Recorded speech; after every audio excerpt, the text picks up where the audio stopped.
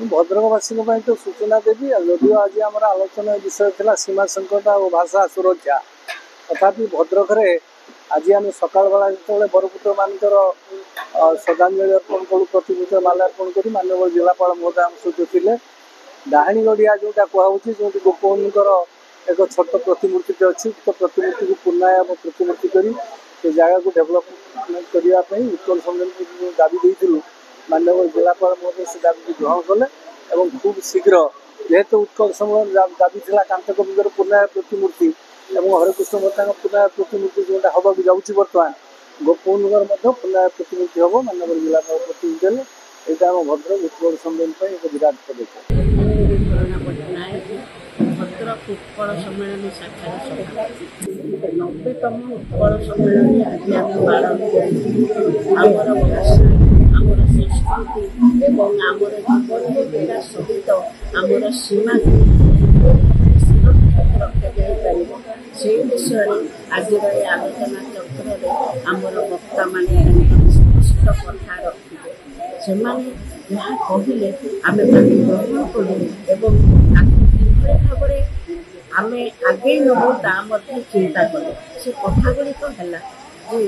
आम सीमारे आम भाषा को आहरी प्रभावित कर अन्य भाषाभाषी मैंने स्कूल आम भाषा को जदि दौरान केमी आम सभाटी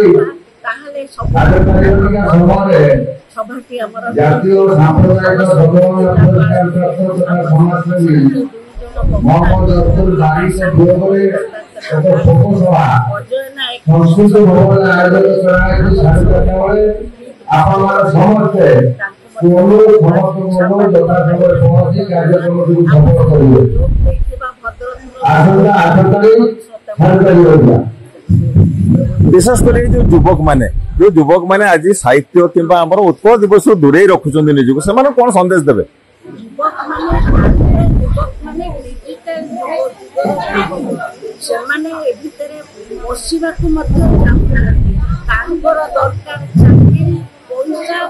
गोटे बड़ आसन से बुझती ना जे माटीर महक से भीतर को जाए पवन आलोड़न भीतर पड़ना